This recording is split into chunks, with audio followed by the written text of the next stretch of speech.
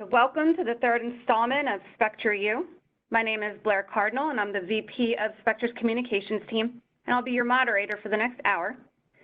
Today we'll be talking about the implementation of a new casino F&B program, including construction, design, moving into the space, operational deployment, and training employees. First, however, let me introduce the four experts joining us. I'm going to call on each panelist and ask him or her to tell us a bit about their background and their expertise. First, Claire Eichler, Director of Facility Planning, Spectra Food Services and Hospitality. Hi, I'm Claire Eichler. I've been with Spectra for 7 years and in food service for 12. I started out in design and then went to selling equipment as a manufacturer's rep and ended up here. Great. Thanks, Claire. Next, we'll go to Elise Imperial, Regional Human Resources Operations Manager for Spectra Food Services and Hospitality. Hi, good afternoon, everyone. Elise Imperial here. I've been in hospitality for a little over 2 decades, most of it in operations. Here most recently in my role, I support the operations team in our casino division and providing support in not only these new avenues and new adventures, but also in our day-to-day excellence. So glad to be here. Thanks.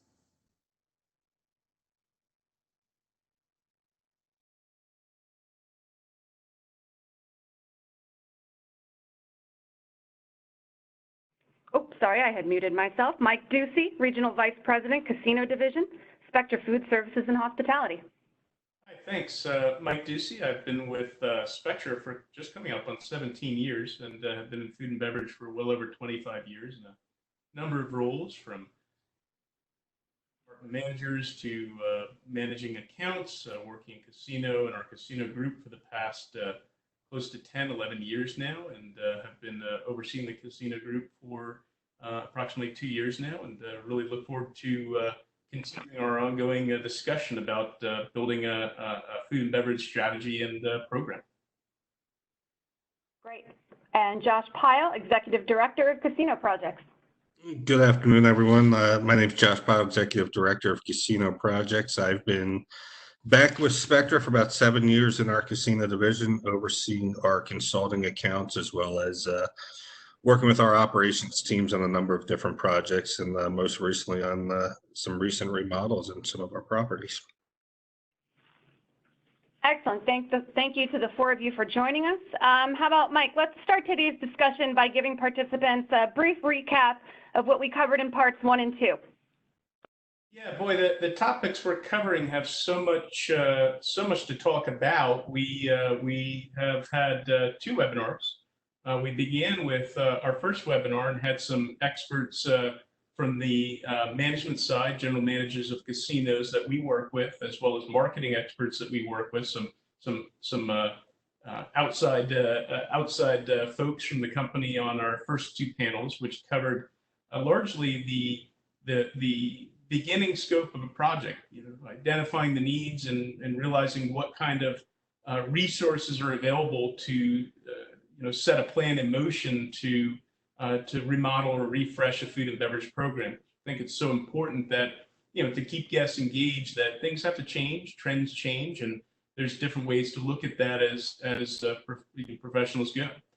So our first webinar focused on probably the capital governance and high-level strategy of the project management, and great panel, great discussion. Our second group, we focused on the details of what it is that the strategy would actually deploy. So what type of brands, what type of cuisines, what type of food, and most importantly, how do you come to those conclusions? Why do you come to those conclusions, and the data that you have to look at to really identify what your guests need both now and in the future.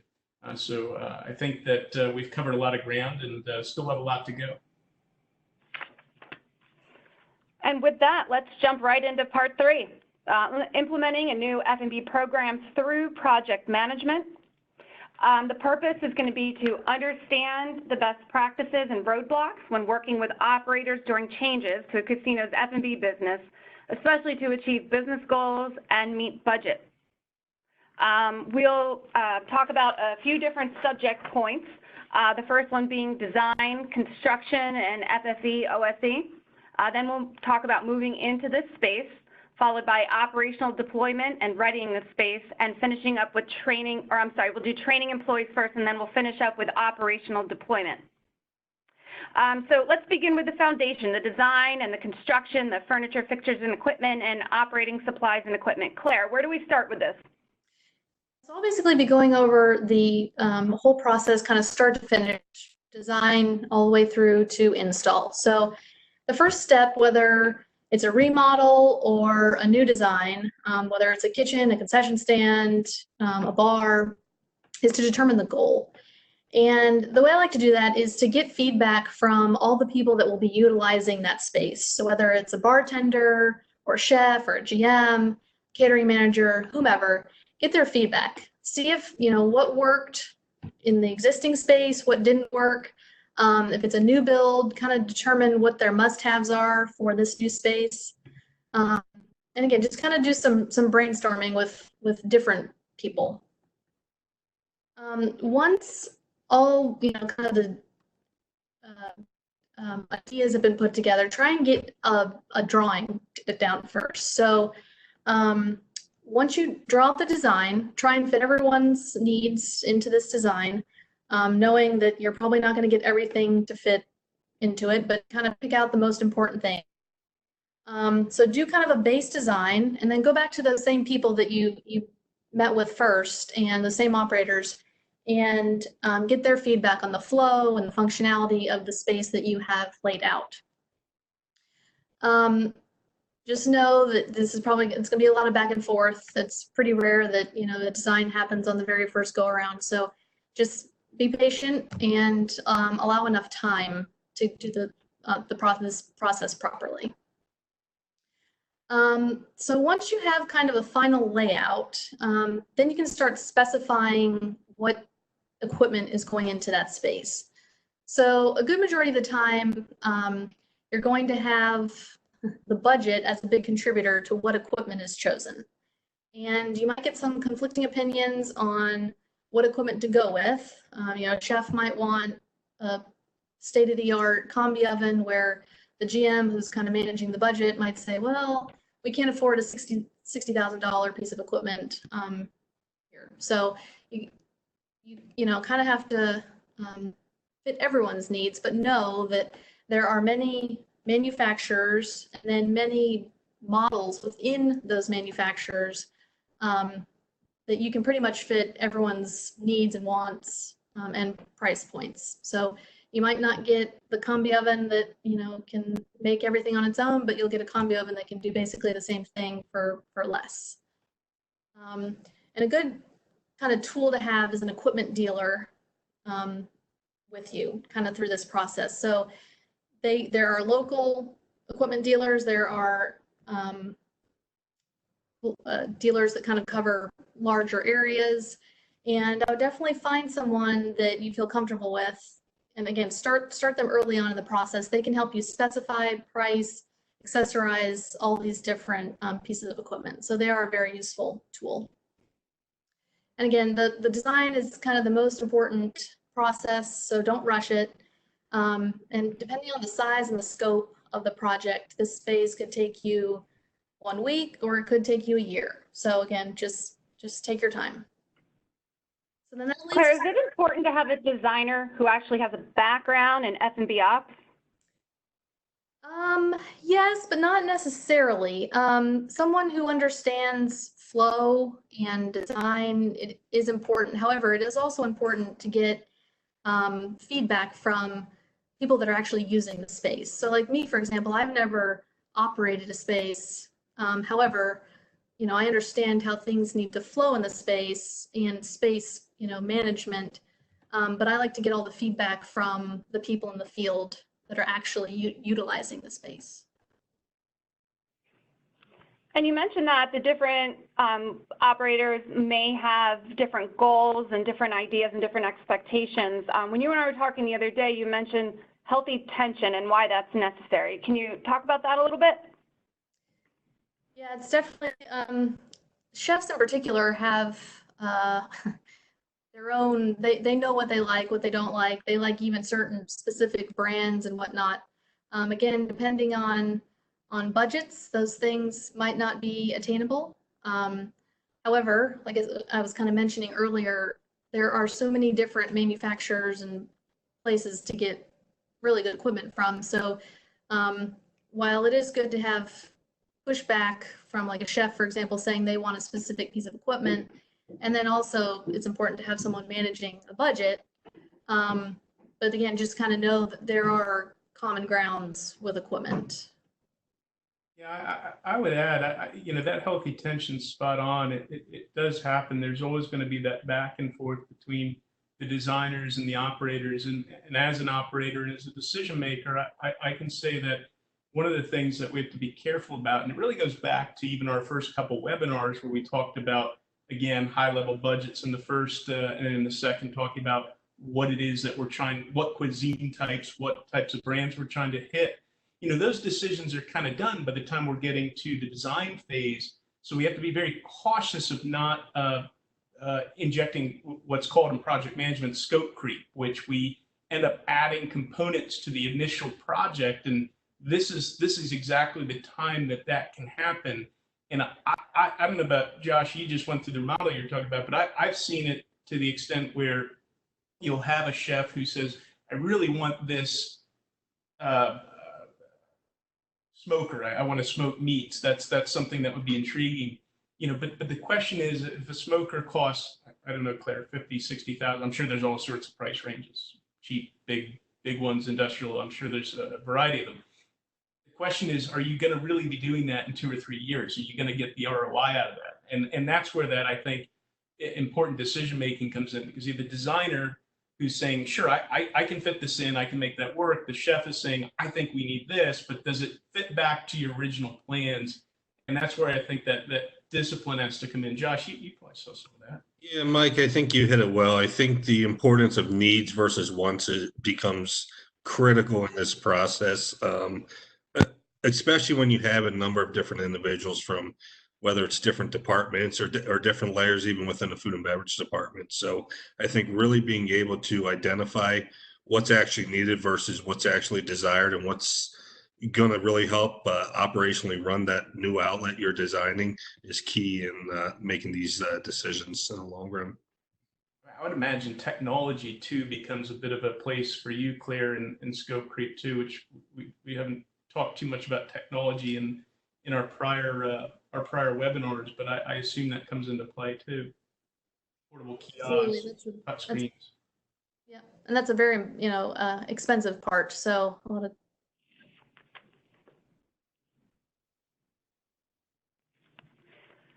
So let's move on to the construction piece, Claire. How does it vary by city and by venue? What have you seen out in the field? Yeah, so the construction, once you kind of have your design done, it's, you can, if you need to, enlist the help of an architect. Now, not all projects need an architect. I do suggest finding that out early on because it adds a lot of time and then money to the project. So I just had a project recently where we were only doing it, changing aesthetics. We were changing the flooring, the paint, switching equipment like for like, and we did not think that we needed an architect. However, come to find out we did, which again, like I said, added a ton of money and then time to that project. So knowing once you get into it, knowing your local codes and what is required in each location is important. So, and now, like I said, not all projects require stamp drawings from architects, but again, just kind of try and figure that out up front. Architects,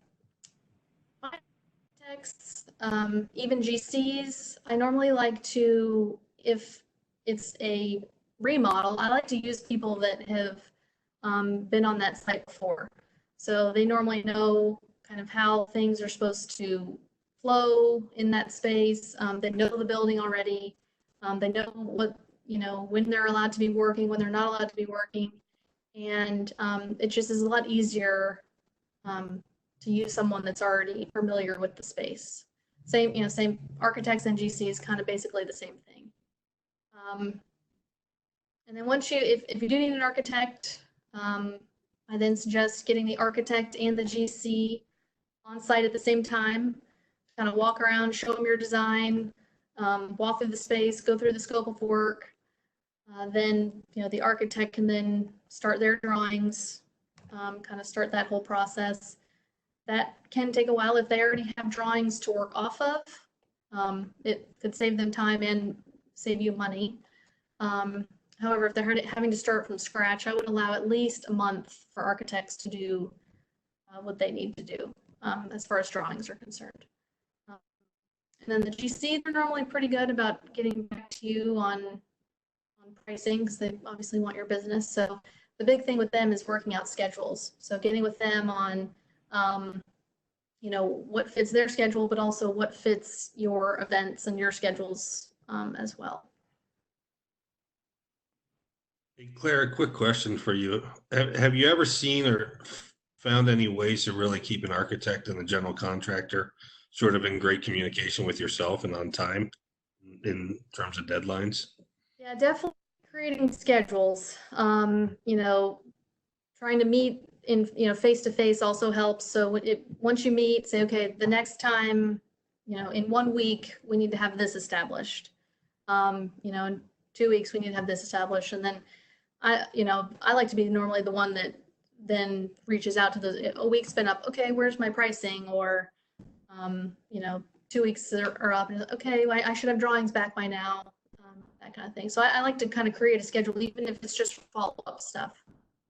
Because you really have to, I've done it. We really have to drive them almost on a continual basis to make sure they meet the goals. And you mentioned, the timing, the pricing, and, how do you get to the criteria of selecting them? I have to admit, I've built a lot of projects over the years, but getting involved with that selection piece is, that's a tough one. Picking the right GC with the right reputation, the right architect. You mentioned, finding people that have worked in the property before. That's a great tip.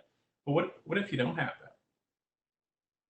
And that is the case sometimes. And I've gone out to just Google and just kind of searched, and get kind of a handful, read other reviews online, get a handful of people from online, and then meet them on site. And don't ever hire anyone without meeting them, but meet on site and almost kind of interview them. And then it also doesn't hurt to get multiple different quotes from people. So I like to get at least 3 if it's someone that I've never met. So get 3 different quotes, compare pricing, and you can also kind of get a feel of someone when you're walking the space and kind of how knowledgeable they are and ideas they come up with. And so. Yeah, and I was thinking, Josh and Lisa, we've done so many projects. Then you're adding into the time, because so much of what we've talked about in the webinars is understanding that the enormous amount of tasks that go into changing a food and beverage program through remodel, or simply just even a refresh of an outlet. You have to go through the licensing process too, right? Sometimes there's a gaming licensing process that's involved with that architect or GC that they have to pass. So even after you select them, you still may have, some back and forth on that from a timing side. So I think that, getting back to calendaring and really looking at how you time that together, there's a lot to do after you've selected the types of cuisine and the marketing that you want to hit that come into this construction. It's tremendous how many steps there are, and teams of people are involved in making sure that you're just getting the right architect and the right GC and the right design, let alone getting to even building it. That's further down the road. Claire, to Mike's point, can you talk a little bit more about licensing and permits, how you should budget time and resources and things you need to consider at this point? So yeah, the next step after you find those key people would be then permitting. And again, this can add a lot of time to a project. So, knowing your local codes helps. However, it is in my experience, when you go for a permit, things are never approved on the first go around. So again, allow enough time for this to happen. There are some places where you can take your drawings and walk them through in one day and have your permit at the end of the day. And then there are others where the city takes, 4 weeks to get permits back. But definitely building, but then also anything with food service, the health department. So all these drawings and things need to go through the health department. And the sooner the better with them. They, again, each area has their own code. So knowing, knowing all of the codes is kind of impossible, but once you submit their drawings, they might say, well, you need to add another hand sink or move a sink or something. So your drawing that you thought might be done might have a little tweaking still at this permitting point. Yeah, again, time, just a lot time and patience. I was also thinking about in our case, and many of the projects that we worked on over the years, they've involved a third-party brand. We talked about brand selection in our last webinar as part of the process. You may choose to bring in a national or regional brand, and then you're entering their designers in, right? And in our case, Claire, you're designing things for us in-house, but oftentimes, if we're working with a national brand, they have their own office of design that we're having to liaison with, and then coordinating with the GC, so that there's yet another office, somewhere in the country that you're coordinating with to make it all happen, and that really has to be built into your SMART goals, your realistic timeline that you can put forward. Right, absolutely, and not only just like you said, it adds time. You have to have good communication, because a lot of times they're not in the same area as you. Even architects, can be in different states as you. But shoot, sorry, I forgot what I was going to say. With those brands, I mean, reading those contracts is key before you even engage with them. A lot of them are telling us, you must use this specific wok, you must use this specific oven, not just, you need to use a convection oven, you must use a Vulcan convection oven. You need to be prepared for that. Sometimes you have to only use their preferred vendors to buy them.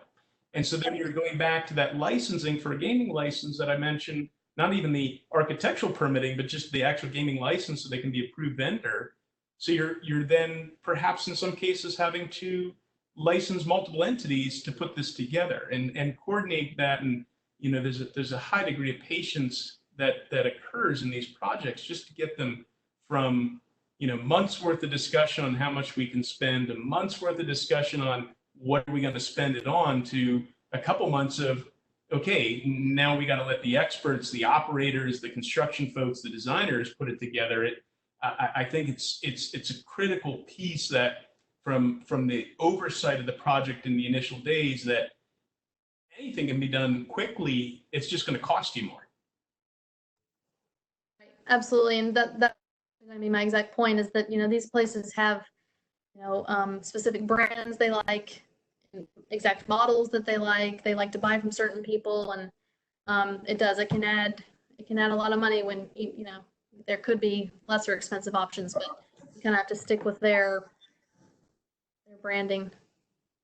Yeah, right. They've worked hard to build that brand nationally, and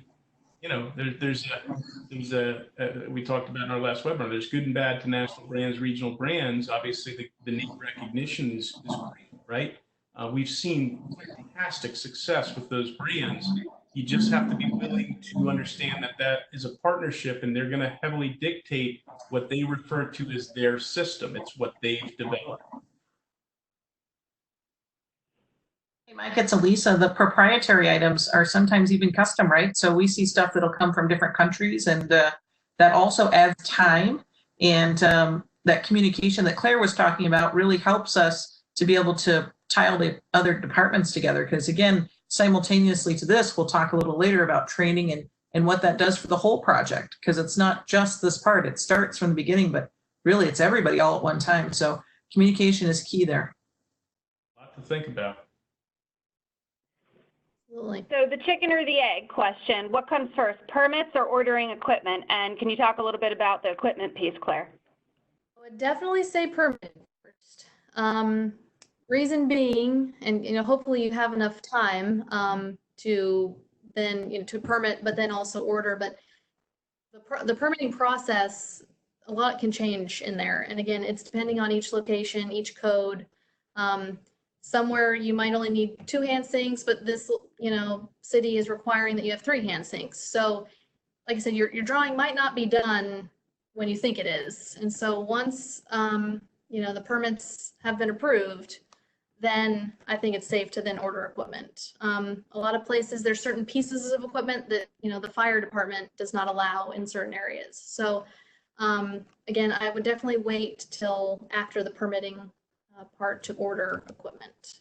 Again, there are I'm curious, have you learned that the hard way? Kind of, sometimes it has happened, and sometimes, like I was kind of saying earlier, it's kind of hard, because, permitting could take 4 weeks, and it's kind of hard to just sit there and do nothing for 4 weeks. However, if you're ordering custom equipment, that could take 8 weeks. And with the 4 weeks to wait for permitting, you might not have 8 weeks after permitting to wait before you have something that needs to be installed. So it is kind of hard, but I do suggest waiting after permits are done. Now, if you're doing purchasing items that are in stock, normally manufacturers can get those out within the week, and then with shipping, you can have a piece of equipment that week or the next week, if that's a standard item. If it's something that's custom, whether it's a hood, a walk-in, custom stainless, that could take up to 8 weeks. So you definitely need also time for the equipment purchasing and shipping. I've heard in recent years, more so than going back, say 5 or 10 years, but more in the past, 1 to 5 years, I've heard a lot more to that point, vendors stating that they're just not warehousing manufactured equipment as much as they used to. They're withholding on manufacturing until they know that they have enough orders to run through a cycle. Is that a fairly accurate statement? Yeah, it's pretty accurate. There are, and kind of going back to the dealers I was talking about, a lot of dealers will stock kind of standard items now as well. So I think what's happening is they're trying to get the equipment out of the factories, because factories will a lot of times stock equipment. They're trying to get out of the factory so they have more room for production. And then a lot of the dealers that are selling the equipment are storing it there, which is great because you can get things the next day. If I need a 2-door refrigerator, I know I can call our equipment dealer and have it delivered the next day because it's in stock. Yes, I do think that's happening. Also, the technology for producing equipment is come a long way. So they can build a refrigerator in a matter of days. So I think even if you order something that's not in stock, they can make it pretty quickly nowadays. And Mike, can you talk a little bit about short-term versus long-term decisions, thinking about the life cycle of the equipment? Yeah, we were talking about that a little bit earlier. I mean, looking into some of those designs and the menus, you're trying to foresee as much as you can into meeting your original goal of, again, who's your target audience. And so you're trying to avoid, as I mentioned, scope creep, that you're redesigning it after you've made those decisions and you're sticking to the discipline of, hey, this is the customer we want to target, and this is the equipment we need. So you're really looking at those decisions for the long term having already been made, and you're trying to keep out the short-term discussions of, I think Josh said it well, the wants versus needs, and keeping away the person who says, well, I'd really like to have this piece of equipment. Well, probably all would too, and if we can figure it out, perhaps that goes on a whiteboard, and at the end of the project, if there's some funds left over, we can dip back in and take a look at expending on some things that are a little more less need, more want, I suppose. That happens, but you really have to get the basic kitchen set up. There's some absolutes that you really should stick to buying. So what happens when you're nearing the completion of construction? What can we expect on move-in day? What's going on in the group at this point?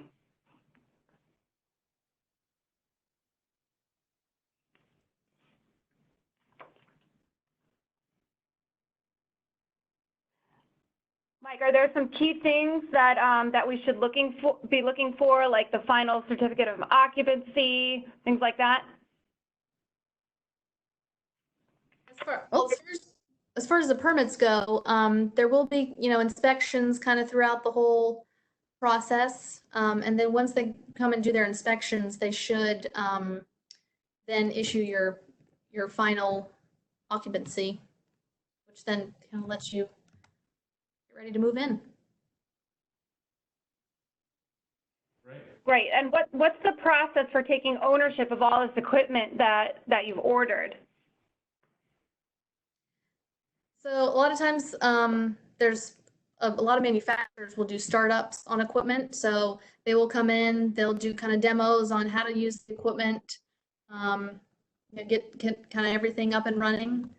And then, it's cleaning and, learning the warranties, getting all that information together kind of in one space. I do recommend taking all the instruction manuals, operation manuals, putting them in one place, getting all the warranty information, whether it's a 1-year warranty, a 5-year warranty, just having that all on hand in case any issues do come up.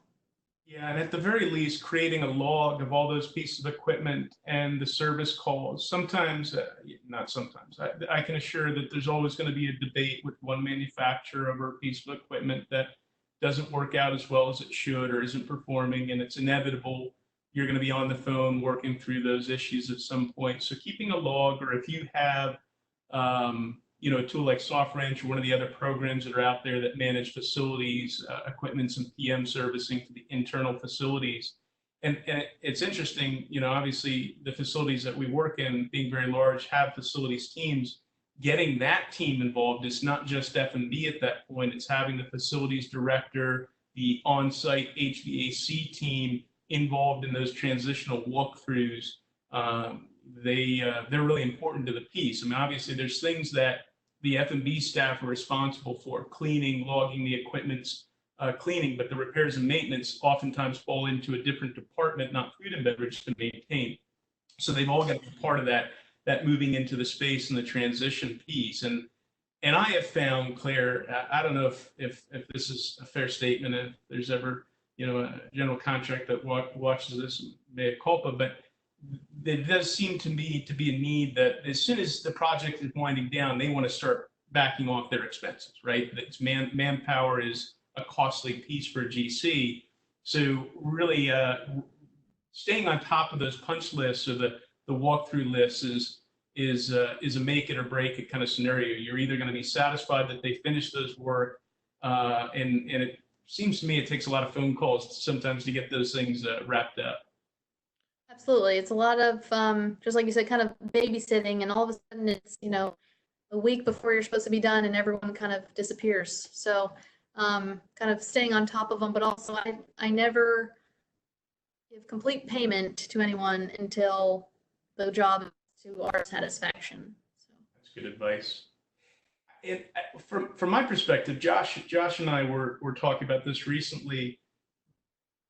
All this is built, the punch lists are going on, and from an outsider's perspective, a non-food and beverage person, they're thinking, well, it's done, it looks done. The signs are up, the thing's lit up, I see your, what we call burning off the equipment, right? We're firing it up for the first time to make sure it works. And everybody's like, oh, we can open tomorrow, right? And as we transition really from Claire, from the construction, there's this big gap of, just because that space is done doesn't mean it's ready. And I'm not talking about the physical side, I'm talking about the human resource side at that point. And then, making sure we're marketing it and making sure we have guests coming to the seats once we open.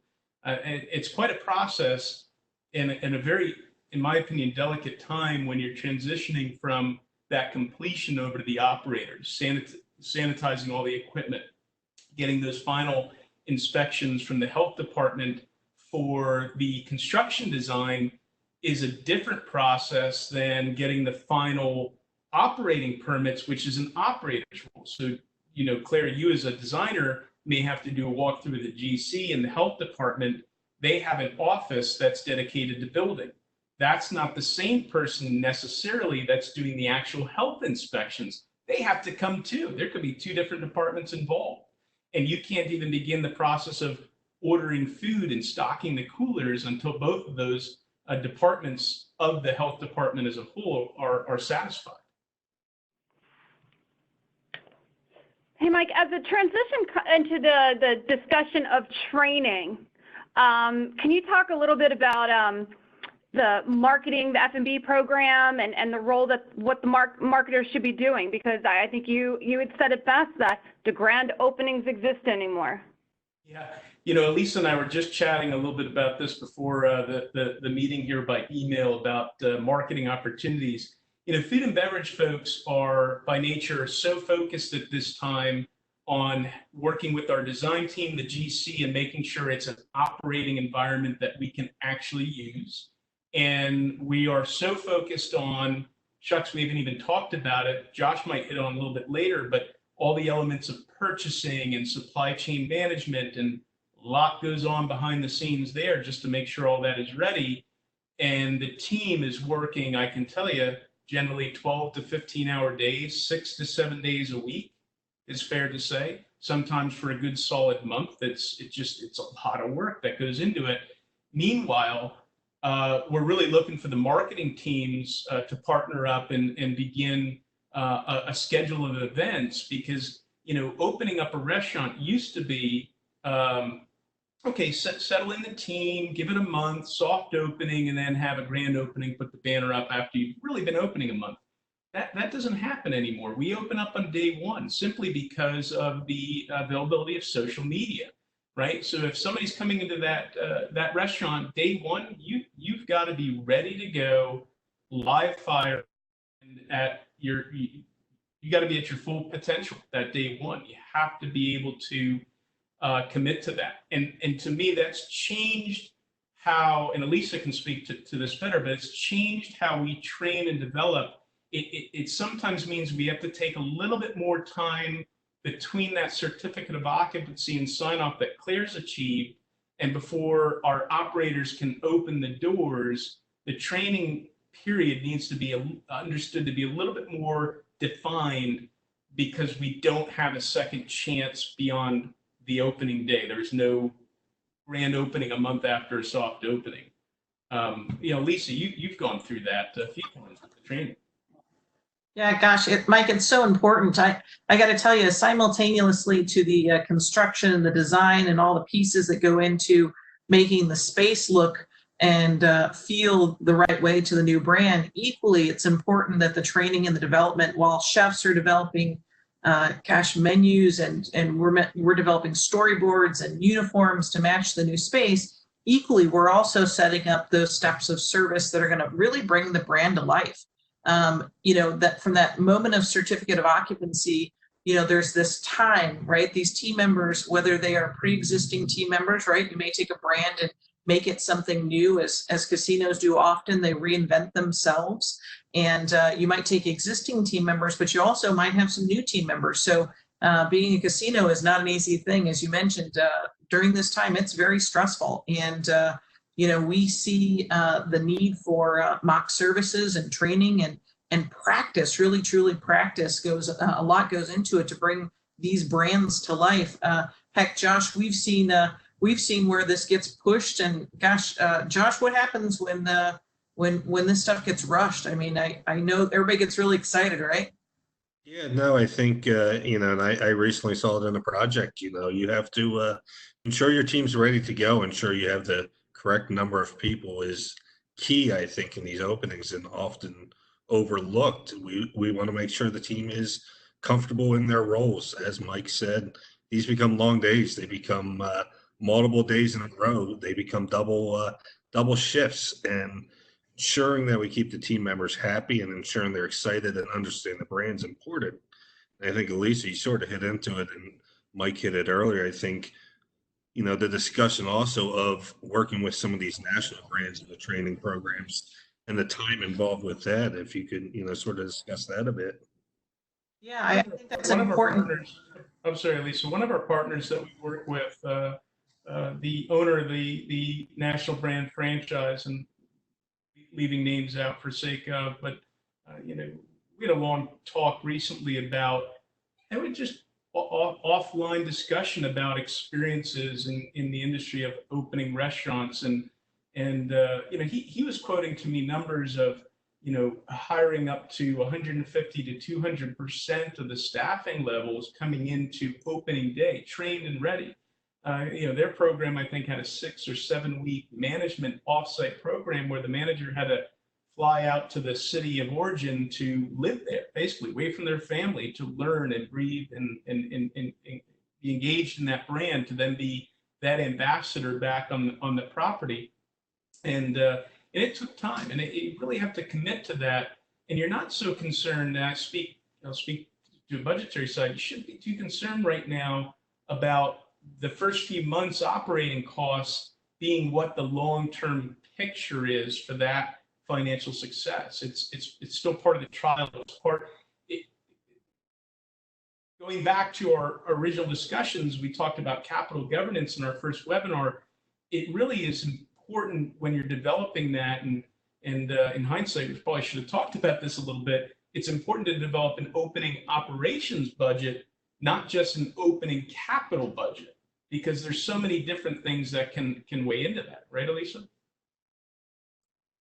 Absolutely. You know, not only the extra time to do, you know, mock services and get each team member really familiar with what their job is, but more importantly, what their job is on the team. Like any sports team, everybody's got a different role in the activity, and restaurants are not any different. Truly, the cook, the dishwasher, the busser, the hostess, the bartender, the servers, and even the leadership team have all got different jobs that they have to come together and they start to make this this magic happen that it's going to create, and guarantee that day one service is really truly perfection, because our guests in a casino particularly expect a lot, and you know, they have high expectations from day one.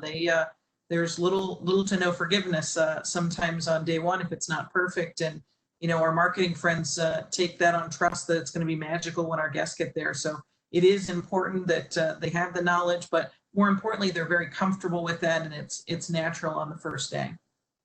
That's where those internal brands get tricky. You know, I watched some of the national brands. They have a ratio sometimes of as few as one trainer that they bring in for every 5 or 6 employees. And that's something you're obviously you're paying for that in the royalties and the way the contract's written with that national brand.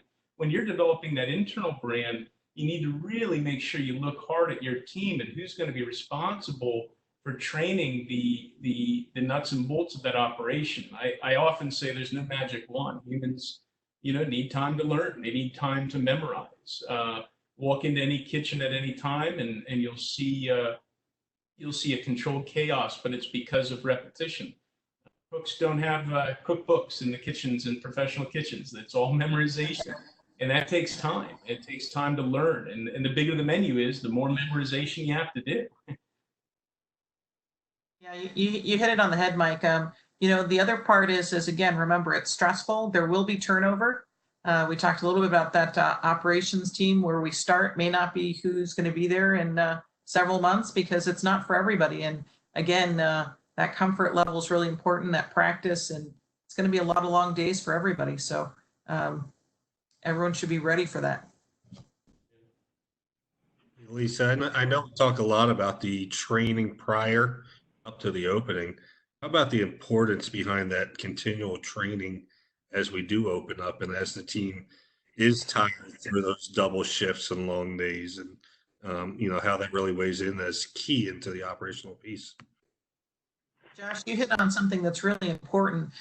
In order for us really to retain the team members, right, with a lot of time and effort and energy and, you know, truly finances have gone into making sure that we've got this team, and, you know, all the steps and the practice go into play. But once the restaurant is open, you know, that's really where it starts. And the stressful long days and the encouragement and trying to get those people, because there will be moments where people get tired. And I think that, you know, the encouragement goes a long way, and remembering that the team is going to need that constant encouragement, because again, it's hopefully going to be very popular, right?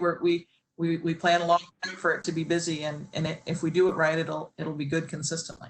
Opening day is not a finish line. No, it's a start. Opening day is a starting line.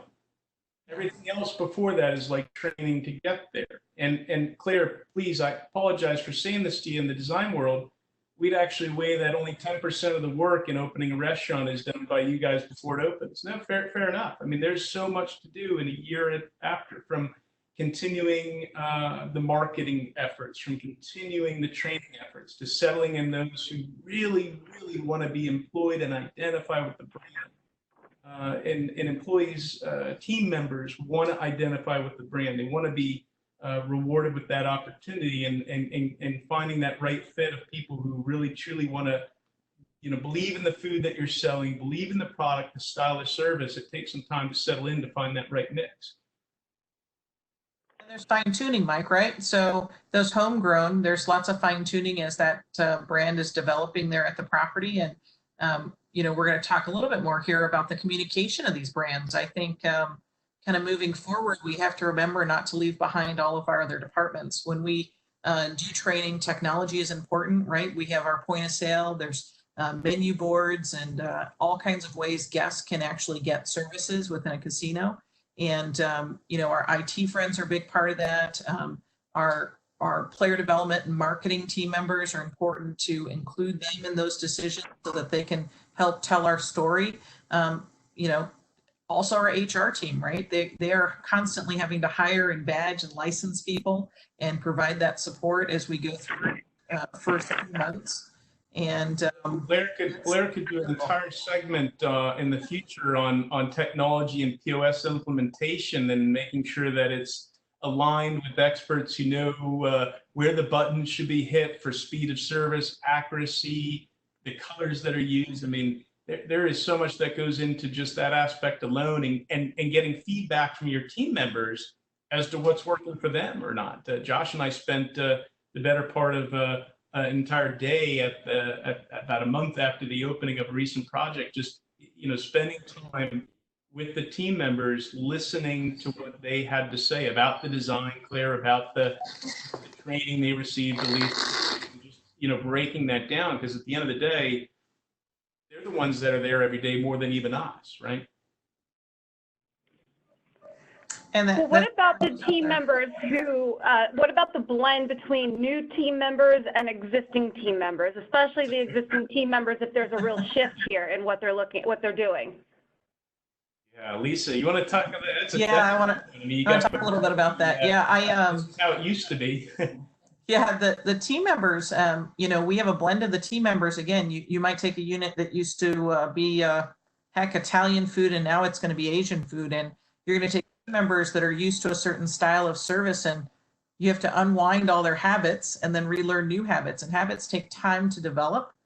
Mike talks about that memorization of all those menus. That cook that used to cook your favorite pasta dish is now cooking your favorite Asian dish, and those are two different styles, and new equipment and new placement. And then you pepper in new people to the casino because they may need to hire for the restaurant externally. And so then those relationships have to develop on a team. Again, any team, you start to mix in new folks, you end up with a different group. So everyone's at different experiences in their life and different stages. And again, a casino itself is a whole different place to learn. Just because you've been a bartender at a different pub up the street doesn't mean you've ever been a bartender at a casino. It is definitely a different world. And there's nuances there. And again, it takes time for everyone to be really comfortable. That role playing before the actual opening, before we turn on the lights and open the front door is really critical to allowing those team members that time. And again, if you get excited, just know the outcome can be detrimental. I mean, it can hurt all the hard work. And again, we've seen that happen, We've worked with a lot of casino GMs over the years to help with that question, Blair, that have done a great job at doing team member town halls that include more than just food and beverage, to really let everyone in the casino know what it is that's being accomplished and why. From the person at valet to the landscaper outside to the EVS, the housekeeper who is ask questions. What is that outlet? What's the food? You don't want them saying, I don't know. No, and Mike, we actually worked with a project probably 6 to 8 months ago where they're transitioning a buffet to a full service restaurant and quickly tried to deploy that. And I know we spent some time speaking with the employees and the difficulty in learning a new style of service. They had been buffet servers for 10 to 15 years, and going to a full service restaurant was a struggle to them. Not that they didn't want to succeed at what they were doing, but it was a different style of service, and trying to rush that opening became detrimental for them at the beginning. And we had to really circle back around in that project and really reinvent that brand over again for that project. Yeah, you're right. It's important not to lump us all as food service workers. Some of us are fast food, some of us are mid-casual, some of us are diners, some of us are premium steakhouses, and it really is a different knowledge set.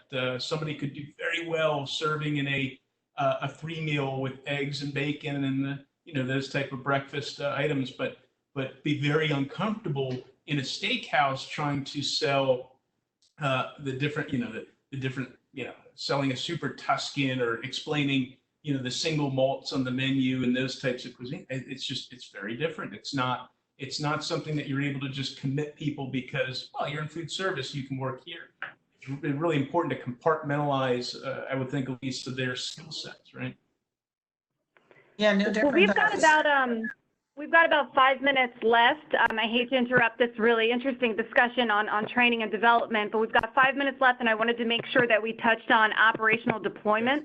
Josh, this is your area. This is your bread and butter. How do you best manage an operational opening in which many management team members are involved as you're ramping up operations? Where are we at this point? Yeah, I think, we talk about it in all these areas. The communication between the departments is key. We love to use Gantt charts in our world. It gives us specific tasks. It gives us deadlines to keep us on track, but also it's a measuring tool that we could use between all the different departments. So the creation of those, the creation of punch lists, the creation of par lists as we look into purchasing, these become really key and instrumental in the operational deployment. There's so many different pieces happening between Elise and the training piece. You still have, permitting going on. You have different vendors coming in, coming out, and trying to really, set up all these pieces is key. A project manager becomes a great asset in these projects. Our recent project, we had an excellent project manager who really honed these pieces together and was able to work with IT on POS transition and menu development in terms of digital menu boards. He worked with the facilities team. He worked with the general contractors, the architects, and that becomes really key in this operational deployment. We're not talking the operations of the restaurant. We're talking the pieces that come together in order to operate the restaurant. Yeah, that's spot on, Josh. That was well said. And that project manager is like a coach, making sure that the wide receivers run their route, to use a football analogy, the quarterback's doing their job. All those players on the field have different jobs. They're all trying to score together, but they got to stay into their role, into their position. And it's that project manager, that coach's job to make sure that they're all getting there at the same time. And not to, also that individual, the follow-up on all of these tasks is key to ensure that they're followed through on. You can't just complete them and forget about them. That doesn't work. It's not gonna help you become successful. And that supply we know it all goes back to the operating budget, right? Sorry, Mike. We know it all goes back to the operating budget. What do we need to think about here, up front and along the way? Up front is always be realistic in your operating budgets. Don't cut where you think you can cut. You have to be realistic in expectations. Like Mike said, the first couple months, operationally and fiscally, don't look at that as how you're going to operate long term. There is expenses that come about. There are items that pop up, so you have to understand that and make sure that as you're setting these budgets and goals, you need to be able to work within those restraints and be able to still achieve what you're hoping to achieve. Be responsible. Be good fiscal managers. Great. So let's, we've got 2 minutes left.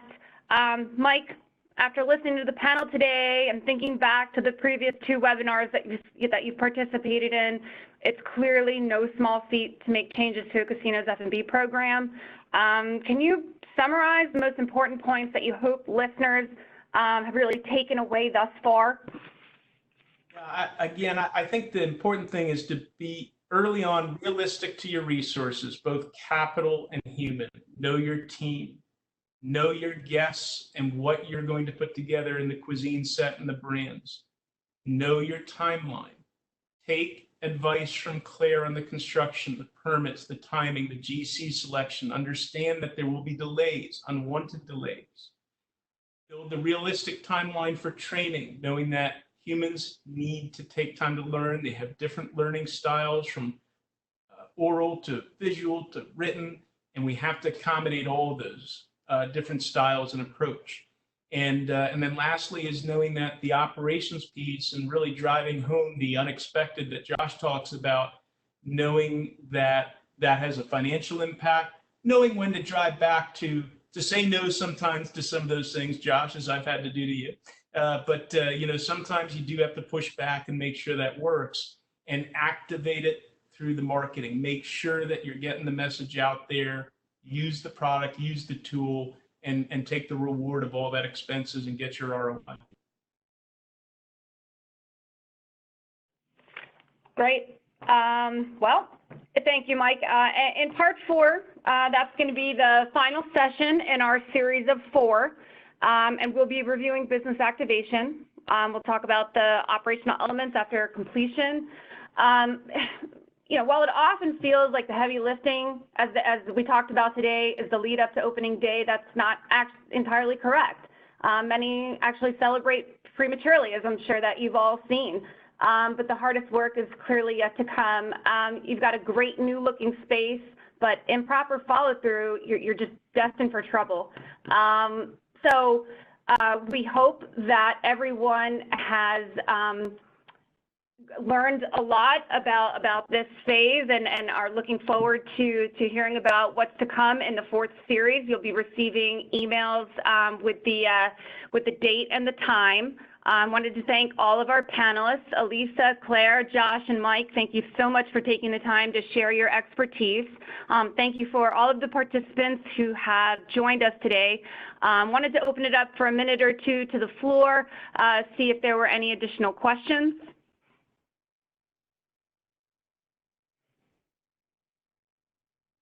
All right, well, you are more than welcome to send questions following this webinar, and we will make sure that we answer them for you. But thank you so much, and we'll see you during part 4.